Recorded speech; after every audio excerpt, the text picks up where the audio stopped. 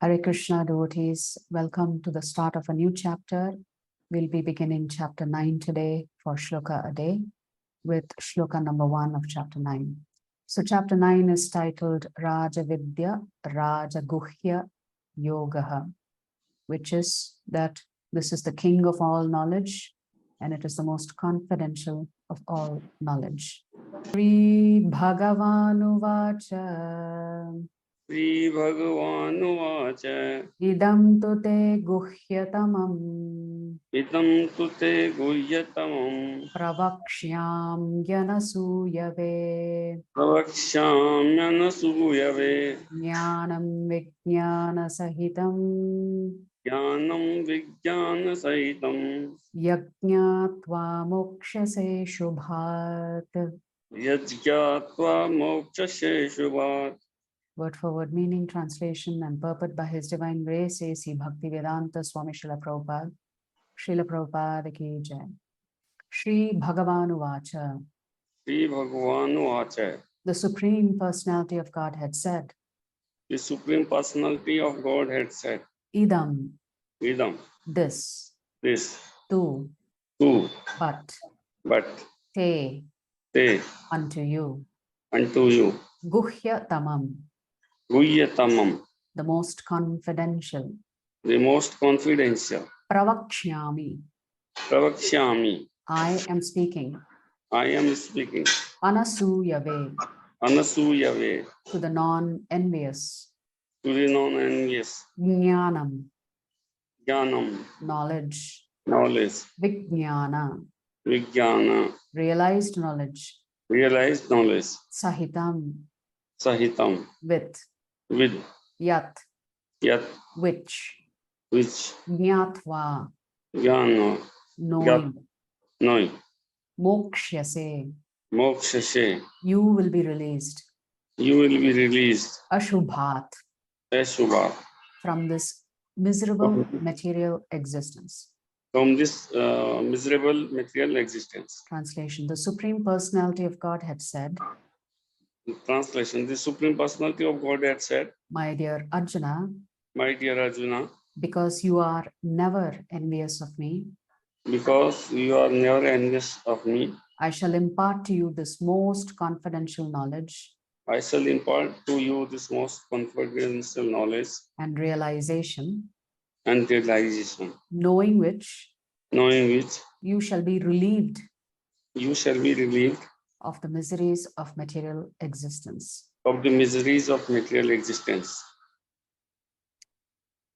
So the first two shlokas of this chapter reveal the title for this chapter as well. But before we do that, let us look at the summary view of chapter 9. So chapter 9 is very similar to chapter 7 in terms of the content, the context of what Krishna is speaking about. So chapter 9, the first 3 shlokas, the Lord glorifies knowledge. And in shlokas 4 to 10, Krishna's relation with the world is emphasized again, just like as it was in chapter 7. And how do different people understand the Supreme Lord? That is also discussed from shlokas 11 to 19. And in shlokas 20 to 28, the Lord compares worship of demigods with pure devotional service. And the Lord concludes this entire chapter, Raja Vidya Raja Guhya Yoga, by directly talking about the glories of worshipping Him. So as we said, chapter 9 is similar to chapter 7. So even in chapter 7, the Lord glorified knowledge. He talked about the material energy and the spiritual energy, that He is the source of both, that the 3 modes of material nature are controlled by Him. So it's better to surrender to Him than to surrender to Maya Devi. Different types of people who do not surrender and the different types of people who surrender. And then he also talks about the demigod worshippers and impersonalists whose surrender is actually misplaced because they've not understood this knowledge completely.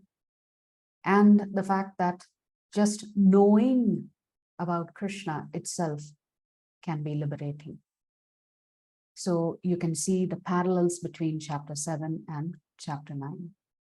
So coming to the first shloka, what is the Lord saying? Only if you're non-envious can you understand him. So as we said, the title for this chapter comes from the first two shlokas. The Lord uses the word guhya multiple times in the Bhagavad Gita.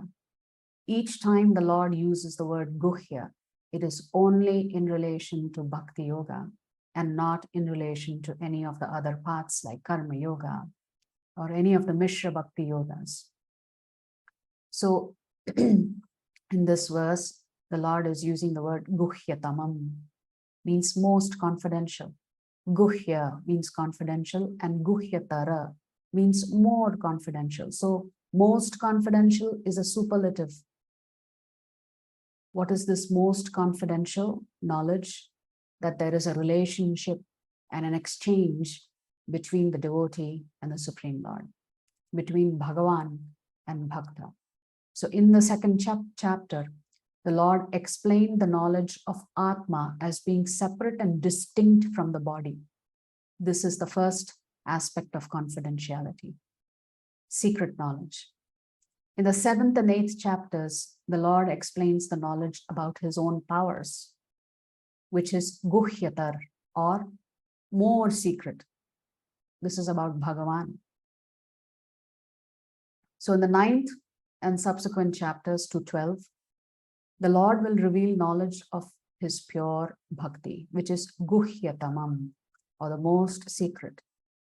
So Lord Krishna, in order to encourage Arjuna to higher and higher elevation in his potent service, describes in this 9th chapter matters that are more confidential than any he has already disclosed.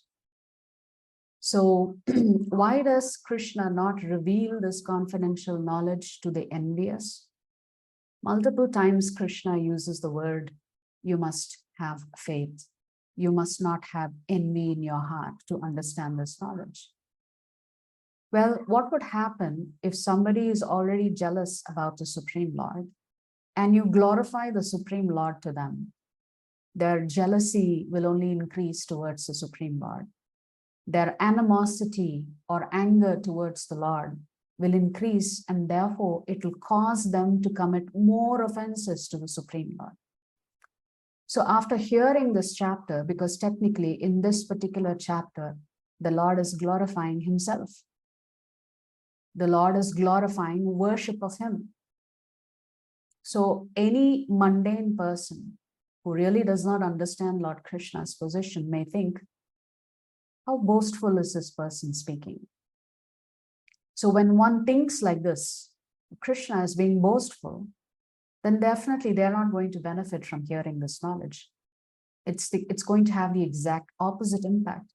They're going to think the Lord is talking about himself so much. Something is wrong with this picture. How can I trust in the Lord who is glorifying himself? So, which means when they think like this after hearing this confidential, most confidential knowledge, they are going further and further away from Krishna. Therefore, the opportunity for them to practice spirituality in their future life keeps reducing. Which means ultimately the Lord is protecting them by not revealing himself to them, because were he to reveal himself to them, they will commit far more offenses. So that's how merciful the Lord is. Hence, the Lord is using the word. My dear Arjuna, because you are non-envious, your attraction to me is going to increase when I speak about myself, when I speak about my devotees worshipping me. So that's the difference between a devotee and a non-devotee. When a devotee hears about the glories of the Lord, it gladdens our heart. It increases our attraction to the Supreme Lord. Whereas when the non-envious hear about him, it increases their anger and envy towards Krishna. So the Lord has used the word jnana and Vijnana. So Jnana is like the diagnosis, the problem identification, and Vijnana is the prescription or the solution. So one is knowledge and the other is experience. So it's like going to the doctor and the doctor says, here is the problem based on the symptoms that you have told me. Thank you very much. Thank you for coming and visiting me. Now, no patient would be happy if the doctor simply diagnoses you and sends you away. The patient is looking for a solution. So both knowledge and realization is given to us by Krishna. But the question is, how can realization be given to you by Krishna? Because realization is something that happens when you follow the instructions and you practice.